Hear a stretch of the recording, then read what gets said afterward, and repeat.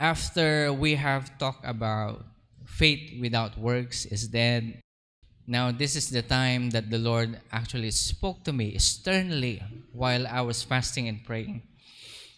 The Lord spoke to me, sabi niya, anak, correct your people regarding this perception. Correct everyone that's under you regarding this matter so that the next generation will be changed. Alam niyo ho, isa sa mga pangarap ng mga magulang ay yung mga anak nila ay maging successful. Amen po ba mga magulang? Maging successful, mas malalim sa Panginoon kaysa sa kanila, mas lumalim sa pananampalataya, mas maging masigasig sa buhay, maayos yung kanilang buhay. If that is your dream for your children, then these words that we're going to talk about is for you. Kaya kung tayo po ay makikinig at patuloy natin susundin ang kalooban ng Panginoon na naayon sa kanyang salita, tayo po ay magkakaroon ng magandang buhay. Ano ho? Ito pong magandang buhay na sinasabi ko po, it's in accordance to the word of the Lord. When God speaks about His order, He speaks about the truth at kailangan po nating maintindihan. Ngayon po, actually, this is regarding about family order. God spoke to me about, son, correct your people regarding family order. Kasi ang perception ng mga tao ngayon regarding family order is so wrong. That's why the kids are so weak. The thoughts of the children are so perverted. This is because of wrong family order. Anong ibig sabihin nito? Basahin ho natin. Kasi magiging biblical tayo ngayon, talagang mag-aaral tayo kung ano yung talagang dapat. Ano ho? Ito yung ipapractice natin, kaya wag po kayong ma-offend sa akin kung yung practice ng family ninyo is iba. Ang sasabihin ko lang po sa inyo, ito yung nakasulat sa Biblia. Inupuan ko po ito, pinag-aralan kong mabuti bago ko ituturo sa inyo. Ano ho?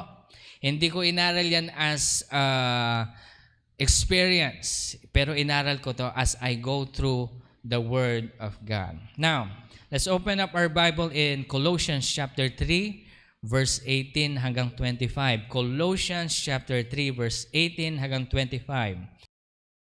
Let me read, and we're going to tackle every aspect of the word that it was given in this passage. Now, sabi niya dito, verse 18, wives, be subject to your husband out of full respect for the position as protector and accountability to God, as is proper and fitting in the Lord.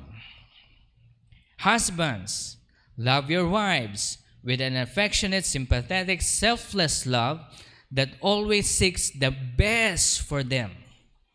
And do not be embittered or resentful towards them because of the responsibilities of marriage. Children, obey your parents as God's representatives in all things.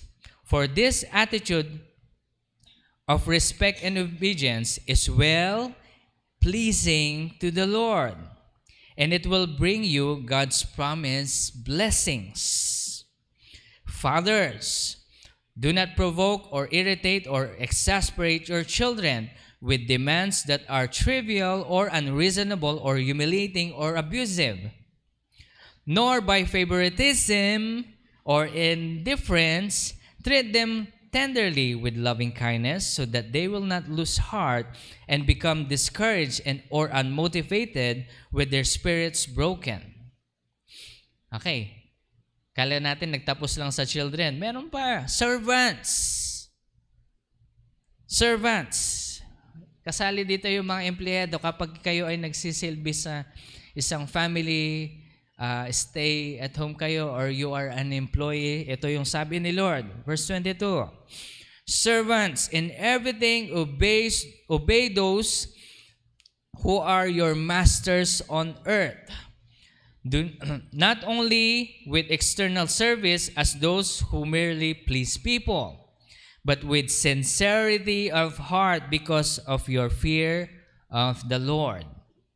Whatever you do, whatever task it may be, work from the soul. Work from the soul.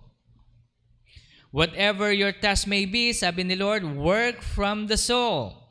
That is, put your very best effort as something done for the Lord and not for men. Knowing that all certainty that is from the Lord, not from men, that you will receive inheritance which is the greatest reward, and it is the Lord Jesus Christ, whom you actually serve. For he who does wrong will be punished for this wrongdoing, and with God, there is no partiality, no special treatment based on the person's position in life. Okay? Okay, makinig po tayo mabuti. Ano ho? Every family, meron po tayong tinatawag na role.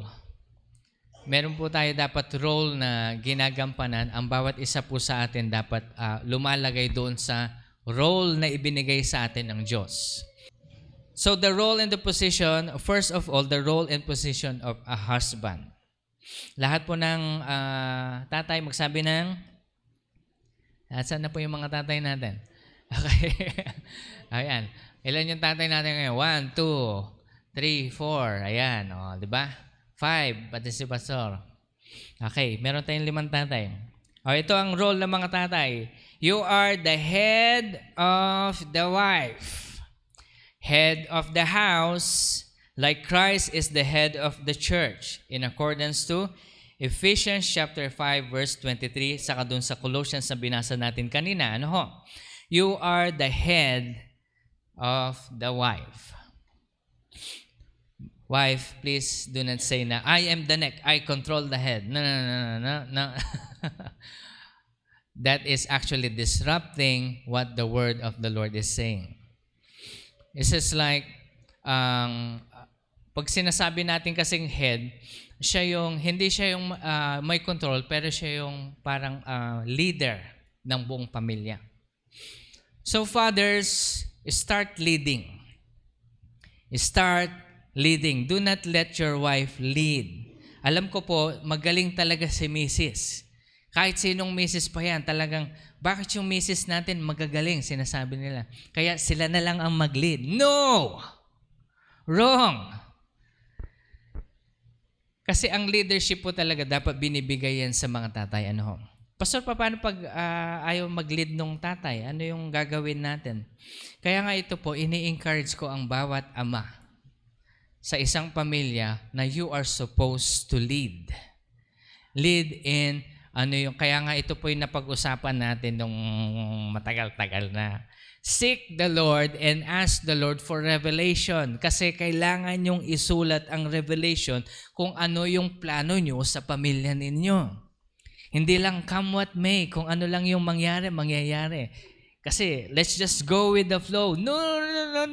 You plan up ahead. That is leadership. Now, if you as a father will not seek the Lord and ask the Lord for planning, Lord, ano ang plano mo sa pamilya ko? Mangusap ka sa akin, Panginoon. Ipakita mo sa akin sa panaginip dahil sinabi mo sa iyong salita na nangungusap ka sa amin sa pamamagitan ng panaginip o kaya sa iyong salita, sa iyong revelasyon. Ngayon, bilang isang ama, you will seek the Lord and you will ask the Lord, Lord, what is your plan for the family? And whatever that is, kailangan mong isulat ito. Pastor, matanda na ako, may plano pa ba sa akin ng Panginoon? Yes.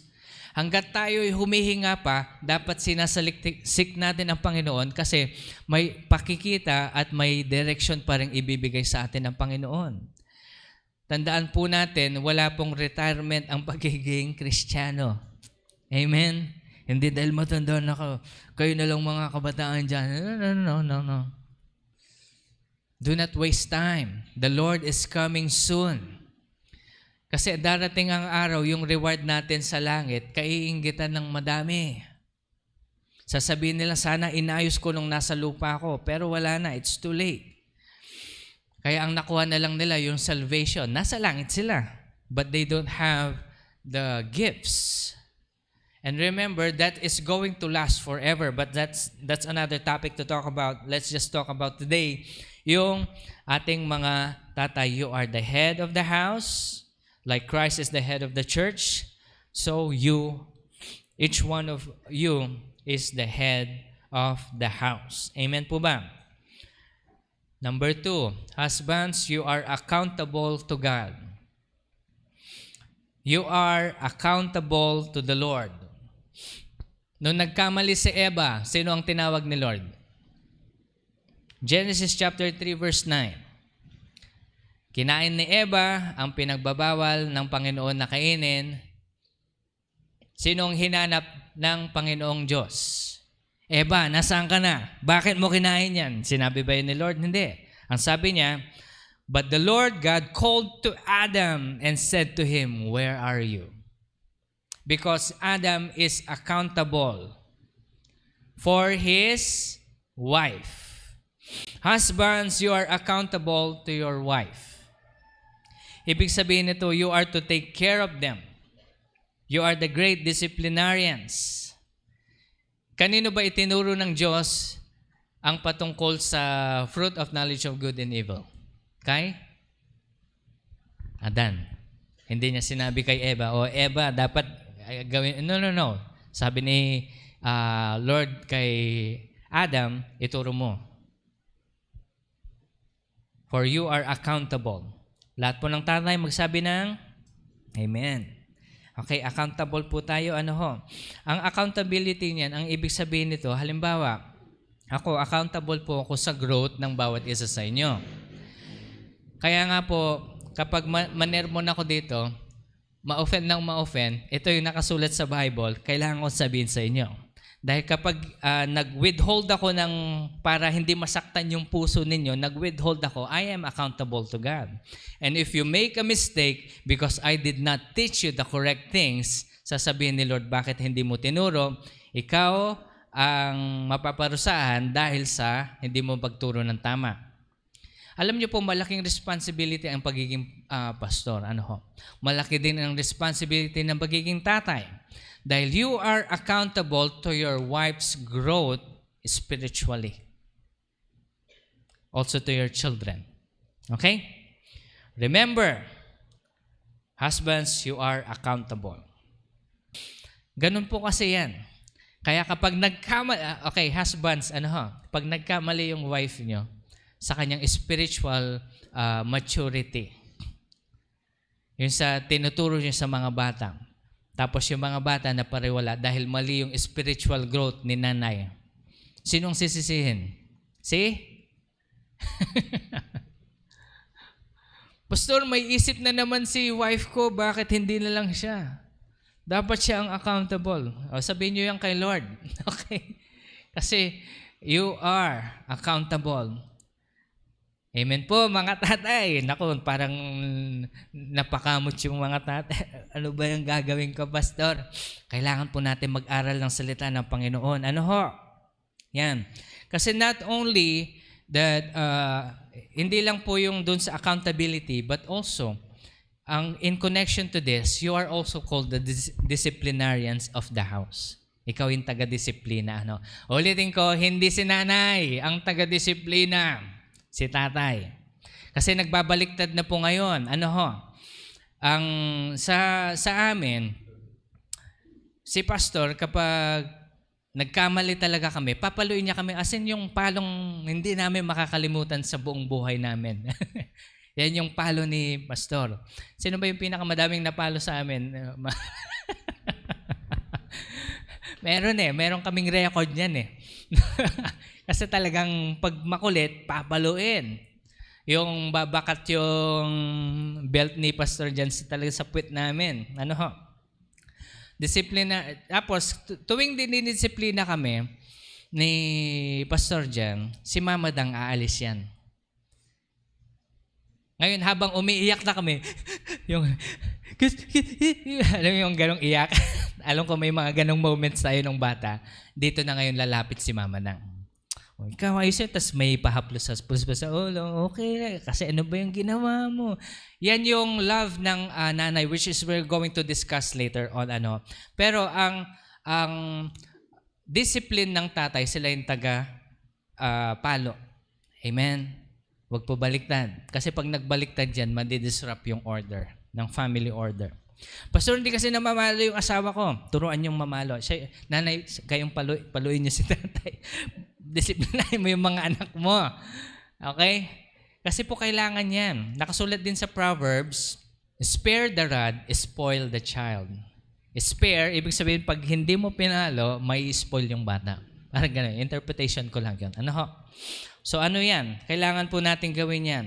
Nakasulat din yan sa Ephesians chapter 6 verse 4, bring them up tenderly with loving kindness in the discipline and instruction of the Lord.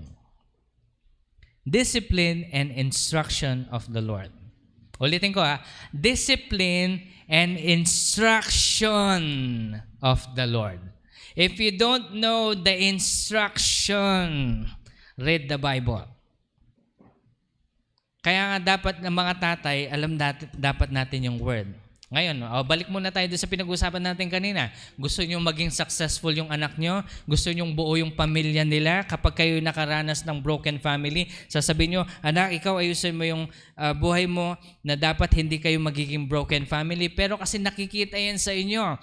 Without the word of the Lord, your children will not have a good moral.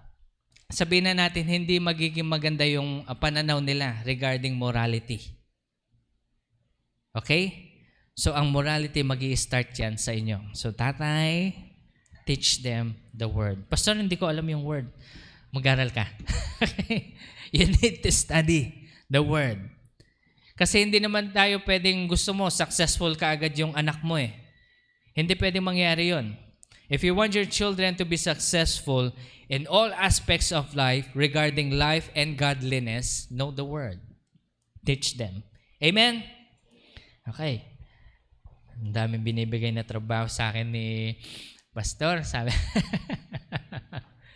ganun po talaga Ito po yung katotohanan na gustong ibigay sa atin ng Panginoon. And also, fathers, you are the head of the house, head of the wife. You are accountable to God. You are the disciplinarians of the house. And also, in Ephesians chapter 5, verse 26 hanggang 27, you are the spiritual leader. Ulitin ko fathers, you are the spiritual leader of the house. Pastor, mas magaling si nanay sa word. No. Let the father lead. Let the father lead. O yung mga mag-asawa nagkakalbita na. Ay, sumubuhay mo. Okay. Mamaya, pag-usapan nyo yan mamaya mag-asawa, Kasi ito yung kailangan natin sundin, Nakasulat sa Bible yan, kaya gusto ko sana isulat niyo itong mga sinasabi ko para tingnan ko nga kung totoo yung sinasabi ni Pastor. Ephesians chapter 5, verse 26 hanggang 27. It speaks of sanctifying the church, cleansing and washing of the water. Husbands are called similarly to lead spiritually, guiding their families in faith and righteousness. You are to guide your family to spiritual righteousness. Pastor, nagtatrabaho na nga ako. Ako na nga nagpo-provide. Alam niyo po, mas madali kasi kapag ikaw ang nagpo-provide sa bahay, mas madali kang pakikinggan ng tao, ng mga bawat nandun sa loob ng pamilya mo. Alam niyo kung bakit? Lalo sa mga tatay, hindi ka susunod, wala kang baon. Tama? Sa mga tatay. Pastor, kumikita na yung mga anak ko, may mga sarili lang silang mga trabaho. Kaya nga ito po, habang maliliit pa yan, dapat i-practice na po natin. Lalo na sa mga ating mga bata-bata pang mga tatay, at least narinig nyo muna ito. Pero sa mga tatay na medyo malalaki na yung mga anak nyo, alam ko, nagkamali na sila lahat-lahat at ngayon, nagsasuffer na kayo sa consequences ng mga kasalanan nila. Alam niyo po, wala tayong ibang pwedeng sisihin kundi yung sarili natin. Kasi kailangan talaga nating alamin ang salita ng Panginoon. Ito po yung manual natin bilang isang tao. Amen. Fathers, you are the spiritual leader. And fathers, husbands. In 1 Timothy chapter 5 verse 8, it is written that you are supposed to be the provider. Ulitin ko po mga husbands, you are supposed to be the provider. Pastor, paano yun? Mas malaki yung kita sa akin ng asawa ko. Okay lang yun. Kung mas malaki yung kita niya. Pero sikapin po natin na mas lumaki yung kita natin kaysa sa kanila. Amen po mga tatay. Kasi naging kampante na tayo sumasweldo naman sila. Okay na yan. No! No. Alam niyo po kasi ganito yan. The husband, yung mga, ito po kasi yung order ng Panginoon. Mawawala sa iyo ang respeto ng mga anak mo at ng asawa mo kapag yung provision mo ay maliit. Pastor, hindi naman lahat. Okay, hindi man, sabihin na natin, hindi man lahat. Pero napupunta sa ganun. Kasi ito, makinig po kayo mabuti. Ito talaga yung nature ng babae. It's normal. Ang nature ng babae, kapag mas lumaki yung kita niya sa asawa niya, sasabihin niya sa sarili niya, hindi ko na kailangan ng asawa. Ba't pa ako nag-asawa? Parang ganon. Kaya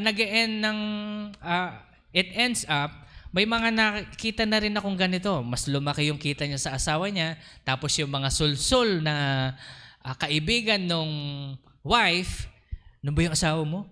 Walang kinikita, mas malaki pa yung kinikita mo. Maghanap ka na ng iba. O yan, sul-sul. Ay, ito yung sinasabi ko kaya nagkakaroon ng kaliwaan. Ngayon, fathers, to protect your house, sikapin natin na mas lumaki yung kita natin. Because alam niyo po, ganito kasi yan.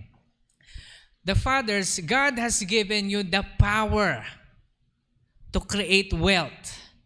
Sa inyo ibinigay ng Panginoon na kung saan kapag yung kamay nyo gumalaw para magtrabaho, kikita kayo. God has given you that. Okay?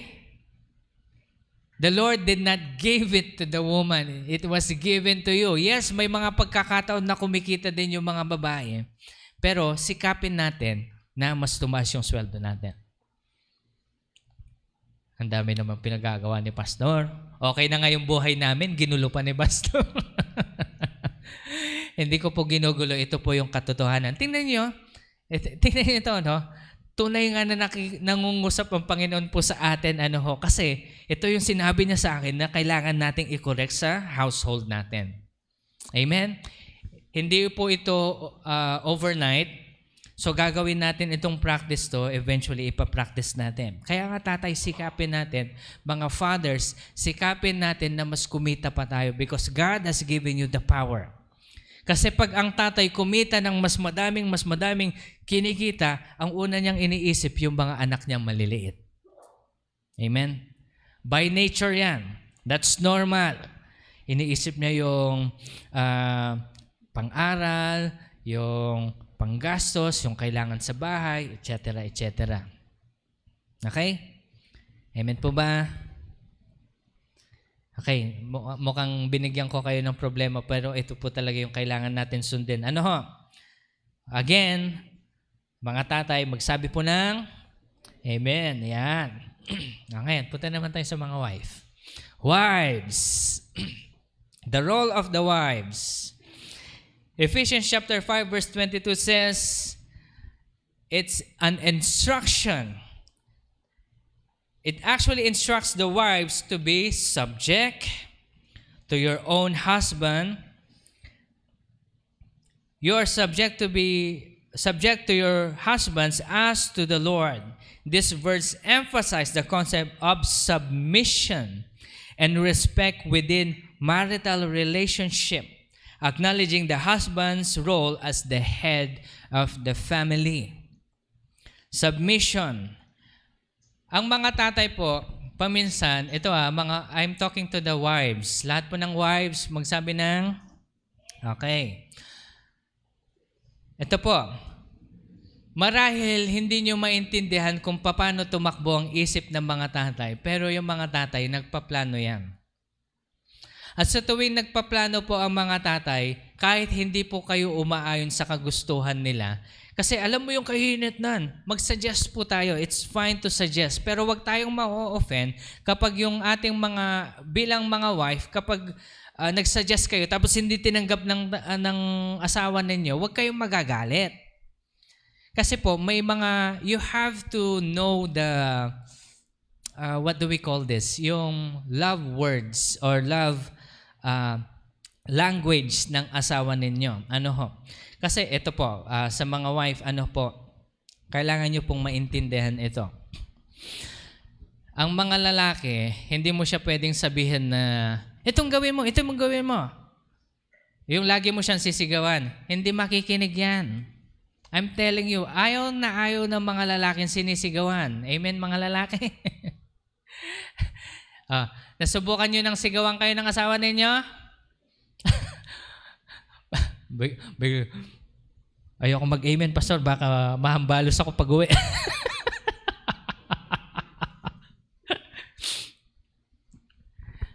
Pero deep within you, you know, na ayaw kung sinisigawan ako.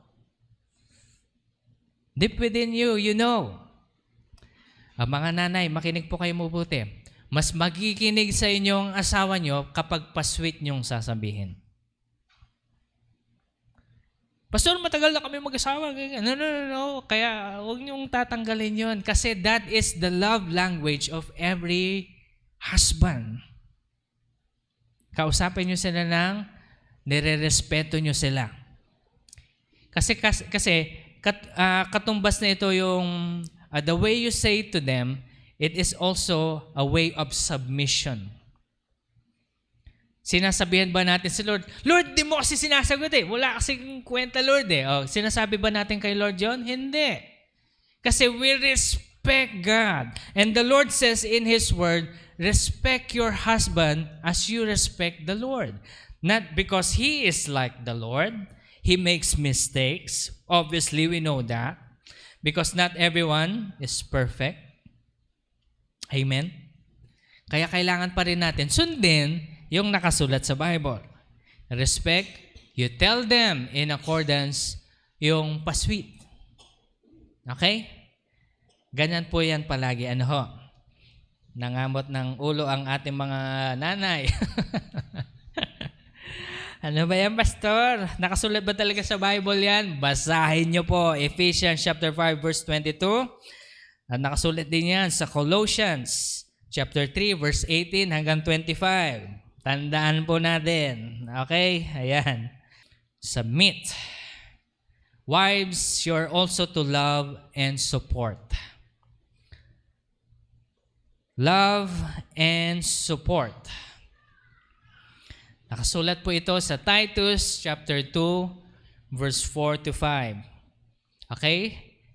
Titus chapter 2 verse 4 to 5. This verse encourages wives to love their husband and children, to be sensible, pure, workers at home, kind, and subject to their own husband, so that the word of God will not be dishonored.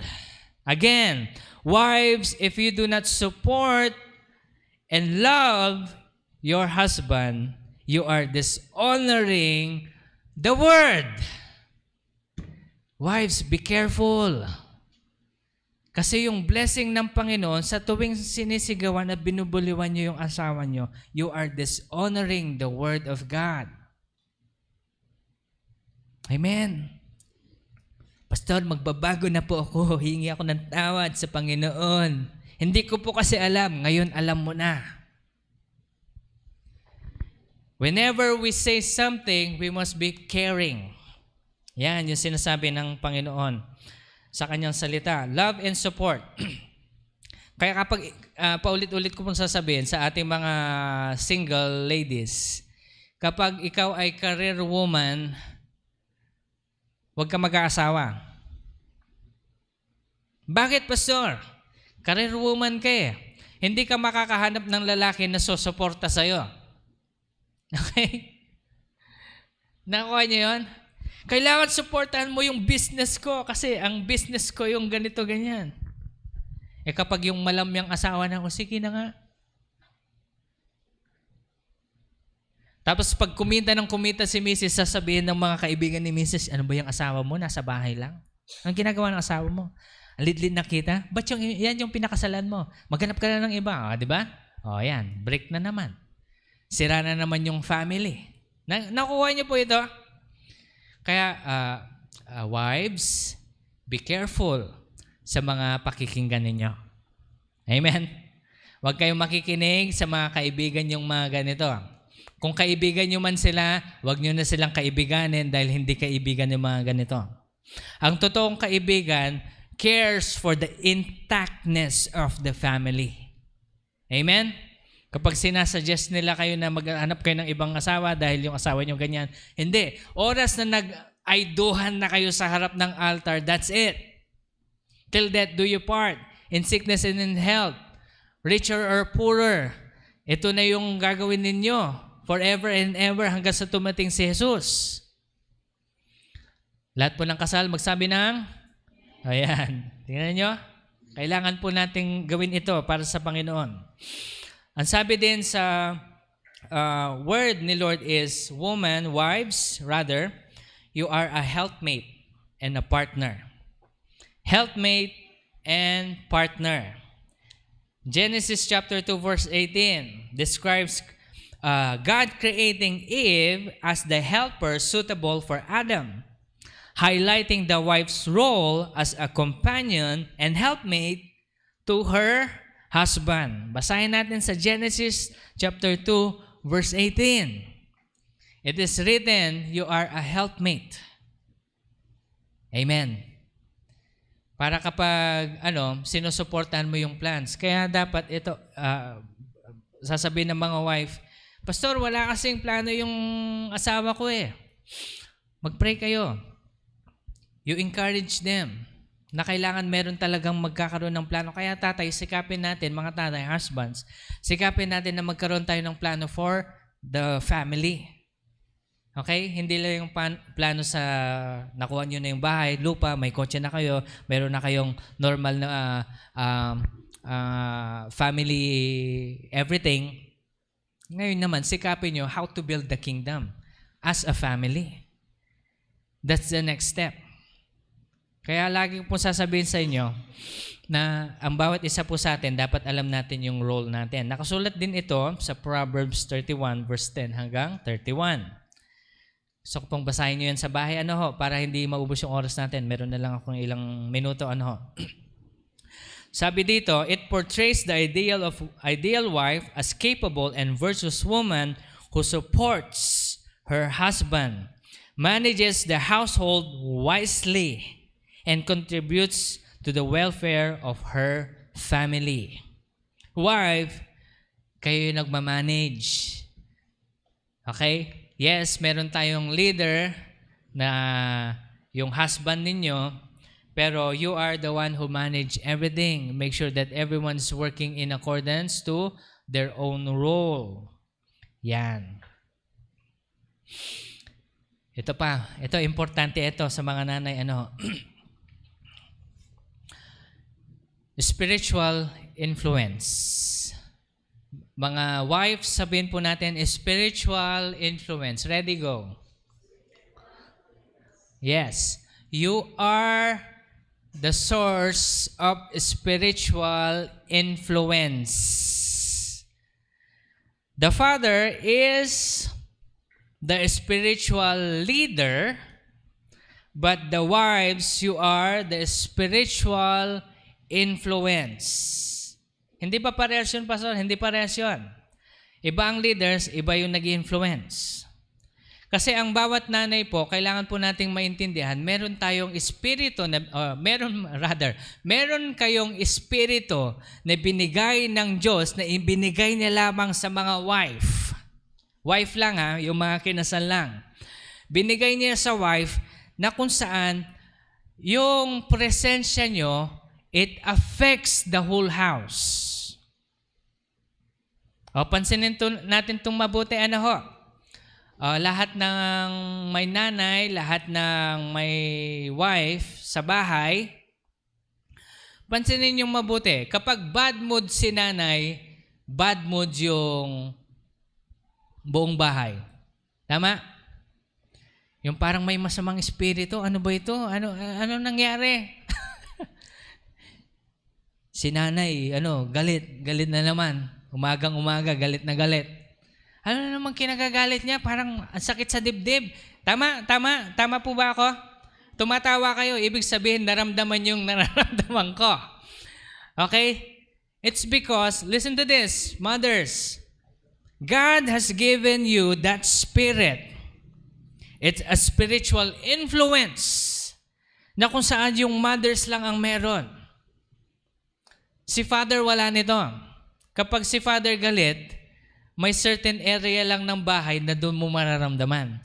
Pero pag si nanay galit, yung buong bahay parang may masamang hangin. Hindi ka makahinga. Ano ba ito? Yan. Alam niyo pa, pag galit si mama, talagang ramdam ng buong bahay. Hanggang dun sa kaduluduluan ng school, hanggang dito.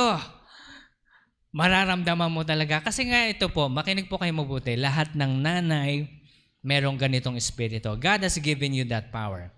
And you are supposed to be using it for one thing, to release the ambience of love inside the house. 1 Peter chapter 3, verse 1 to 6. 1 Peter chapter 3, verse 1 to 6. Hindi ko na po babasahin, pero I want you to write it down. Okay, sa video natin, lalagay ko na lang yan sa gilid. Ito, it speaks about the wife's conduct and character as means of influencing her husband in a positive way. Okay? Especially in matters of faith and righteousness. Faith and righteousness. Alam niyo po, ang gustong-gusto ko nagko-correct talaga si mami, si lola ko. Iba yung trip ni mami kapag mag-correct ng... Napansin niya kasi kapag mainit yung ulo ko, nung medyo bata-bata pa ako, pag mainit yung ulo ko, lahat dinadamay ko, pati yung mga pinsan ko, sensya na kayo. Bata pa ako noon, kayo nadadamay kayo sa... Ngayon, si mami, gusto niya akong i-correct. Alam niyong ginawa niya? Una, umagang-umaga, nagluto yan. Itlog, ampalaya. Kasi alam niya, favorite ko yan. Ampalaya. Tapos, nagsangag pa siya.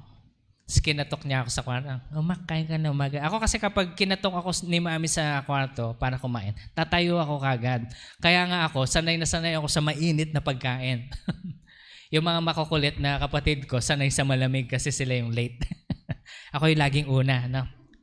Pag upo ko, unang subo, pangalawang subo, sabi ni mami sa akin, Mak, hindi maganda yung ugali mong ganito. Ha?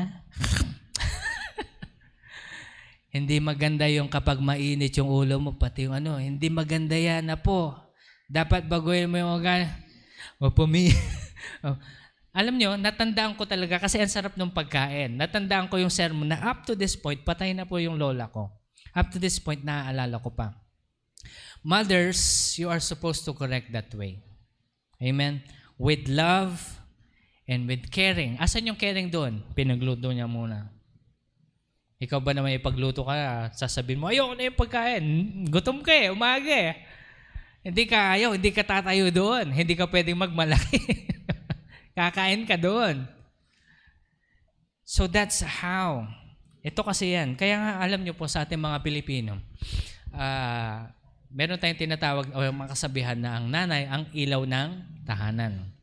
Kasi whatever mood meron ang nanay, it affects the whole household. Kaya nanay, lahat ng mga wives, you are supposed or diligently seeking the presence of the Lord every morning. Because whatever ambience you put inside your heart affects the whole house. Amen, mga wife? Okay? Kaya wag niyong sisimulan na, Pastor, paano kapag may PMS ako? Ano talaga, mainit talaga yung ulo ko pag ganun.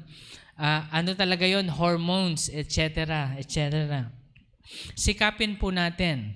Kasi sabi nga ng Biblia, we are dead to our own selves. We are dead to our own selves. Na hindi na yung katawan natin ang mamumuno, kundi yung pananampalataya natin sa Panginoon. Amen po. Mga wife, ayan, huwag po kayong magagalit sa akin. Ito lang po yung gustong iparating ng Panginoon sa bawat isa sa atin. Uulitin ko. Wife, your role is to submit to your husband and respect them. Your role is to love and support. Your role is to be a helpmate and a partner to your husband.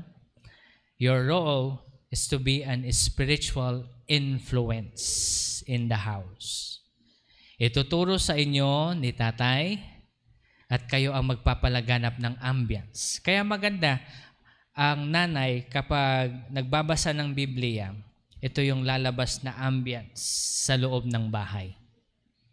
Halimbawa, kung ano yung na-meditate ni nanay within the whole morning na siya ay nagkaroon ng devotion to the Lord, yun yung lalabas na ambience sa loob ng bahay.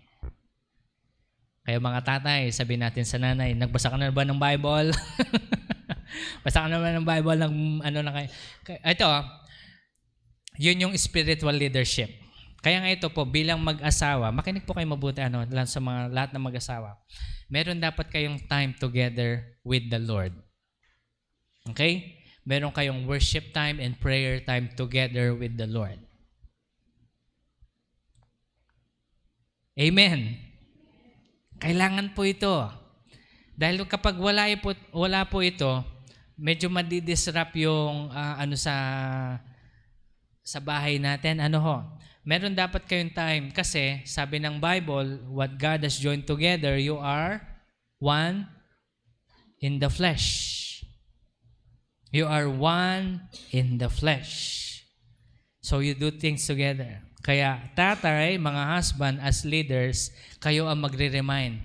Magbasa na tayo ng Bible together. Mag-pray na tayo bago natin simulan ng araw. Amen po mga tatay. Nabigyan ko kayo ng trabaho, Ngayon, pag hindi nyo po ito gagawin, kayo din, nasa sa inyo. At least ngayon, yung accountability ko, wala na. Nasa inyo na kasi narinig nyo na yung tama. Amen po ba? Okay, of course, hindi natin kakalimutan yung mga bata. Children, lahat ng nakatira pa sa bahay ng mga magulang ninyo, makinig kayo mabuti. Magulang nyo man sila o hindi, basta as long as you live under their roof, they are the head. Ephesians chapter 6 verse 1 hanggang 3 instructs that the children to obey their parents in the Lord, for this is right. It also emphasizes the commandment to honor one's father and mother, which is the first commandment with a promise. Kaya children, obey your parents at all time because it will give you long life. Gusto niyo po ba ng long life? Gusto natin ng long life. Kung gusto niyo nang mamatay ng 30 o kaya ng 25, bastusin niyo yung magulang niyo. Ganun lang yun. Bastusin niyo yung magulang niyo kung gusto niyo mamatay ng maaga. Pero kung gusto niyo mabuhay ng matagal-tagal, respetuhin niyo ang mga magulang niyo. At sasabihin ko sa inyo, kailan lang dapat hindi respetuhin ang magulang kapag papasok na yung sexual immorality na kung saan nire-rape na kayo, binebenta na kayo ng sarili ng nanay sa mga pedophilia, time to go out. Time to run away. But other than that, respect them. Amen? At least, respect them kasi sila yung naglabas sa inyo sa mundong ito.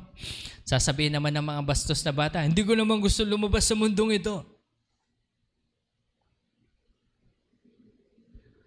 Mga magulang sabihin nyo, hindi naman ikaw yung gusto kong anak. Nakikita yung disrespect ngayon ng mga kabataan. kasi of wrong family order. Sisimula sa tatay, sa nanay. Kapag nanay and tatay, yung nabanggit ko po kanina sa inyo, pag hindi nyo pre-practice yun, affected yung mga bata. Ano ho? Ngayon, mga bata, honor your mother and your father because this is what the Lord considers as right. Amen, children? Yan. Respect and submission. Colossians chapter 3 verse 20. Similarly advises the children to be obedient to their parents in all things, for this is pleasing to the Lord. Dito papasok yung faith with works, no? Ibig sabihin, if you really respect the Lord, sabi ni Lord, respect your parents, then respect your parents. Amen? Pastor, hindi siya na, ito ngayon, matatanda na tayo, yung iba sa atin.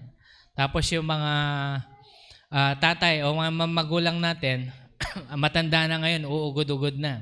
Huwag niyo naman silang iiwan sa daan. Kahit na gaano pa kasama yung mga magulang ninyo nung sila bata pa, huwag niyo po silang iiwan sa daan. Alam niyo po kung bakit? Aanihin niyo yun balang araw. Hindi, dahil salbahe sila. Pinapalo nila kami palagi. Hindi nila kami pinapakain ng maayos. Ngayong kaming yumaman, gusto nila magkaroon sila ng suporta sa amin. Hindi namin bibigay. Sabi ni Lord in His Word, what? Love your enemies. Do good to those who do bad things to you. Kasi dito makikita yung difference ng pagiging Kristiyano sa pagiging normal na tao sa mundong ito. We give forgiveness. Ang hindi po kasi nakikita ng mga ibang tao, ng mga ibang bata, na merong reward yun sa heaven. Na when your parents is abusive during their younger years, ngayong ikaw na ang may pera at matanda at malakas na ngayon matanda na sila, pag ginantihan mo sila, hindi, alam niyo yun, the Lord will see that. But when you take care of them, in spite of what they have done to you, God sees that and God will reward you. Amen? Hindi ko natatanungin kung salbahe yung mga magulang ninyo, pero this is what the Lord is asking us to do. Children, do not. Huwag niyong iiwan. Medyo sumasakit yung puso ko kapag nakakakita ko mga video na gano'n. Talaga yung tatay butot balat na lang. Tapos ang dahilan ng mga anak, salbahe kasi yan nung kabataan. No, take care of them. Siguro hindi sila Kristiyano, hindi natin sila masisisi. Pero ikaw, bilang isang mananampalataya, take care of them. Amen po ba? Mga children, kasama ito sa respect and submission. Okay. Responsible behavior. Children, you are supposed to be in a position of obedience and honor, respect and submission. And number 3, responsible behavior. Dapat meron tayong responsible behavior. 1 Timothy chapter 5 verse 4. But if a widow has children or grandchildren who are adults, see to it that these first learn to show their great respect to their own family as their religious duty and natural obligation to compensate their parents or grandparents for their upbringing. For this is acceptable and pleasing in the sight of God. Whenever we take care of the old people, whenever we take care of them, na kahit na sila'y salbahe nung sila'y kabataan, God sees that as a good thing and God will reward us. Amen po ba? Kaya kapag kayo ay na-abuse man, alam ko dito sa atin, wala sa mga nakikinig sa atin siguro sa online, meron. Kung na-abuse man kayo, patawarin nyo na sila. Sabi ng Panginoon, huwag nyo hahayaan lumubog ang araw na hindi pa kayo nagpapatawad. Dahil hindi natin alam kung kailan babalik si Jesus. Na kapag hindi tayo nagpatawad, sabi ng Panginoon, hindi tayo mag-inherit ng kingdom. Ibig sabihin, hindi tayo kasama pupunta sa langit. Dahil hindi tayo nagpatawad. Amen? Pastor, nagsaserve naman ako sa church. Sabi ni Lord, I do not know you. Many will say to the Lord, na, Lord, we prophesied. We help the poor. We do this and that for your people. Bakit kami nasa impyerno? Sasabihin ng Panginoon, I do not know you. You workers of iniquity, sabi niya. Kaya nga tandaan po natin, we must do what is in accordance to the word of the Lord. Okay? Let us take care of our old people. This verse also highlights the importance of children and grandchildren showing proper respect and care for their parents and grandparents, especially in their later years. Nakasulat po sa Bible, sinasabi ng iba na hindi naman responsibility ng anak ang mga magulang kapag tumanda sila. Gusto kong kutungin yung mga ganong tao eh. Alam niyo ba, maling-mali eh. Ang hindi nila alam, tatanda din sila. At hahanapin din nila yon. Kaya ulit-ulitin ko kung ano yung ginagawa mo sa magulang mo ngayon, gayon ang gagawin ng anak mo sa'yo. Kaya make sure na kapag nasa abilidad nyo na para tumulong kayo sa magulang ninyo, meron kayong opportunity dahil hindi na nila kaya yung sarili nila. Meron kayong opportunity to take care of them. Take care of them. Amen?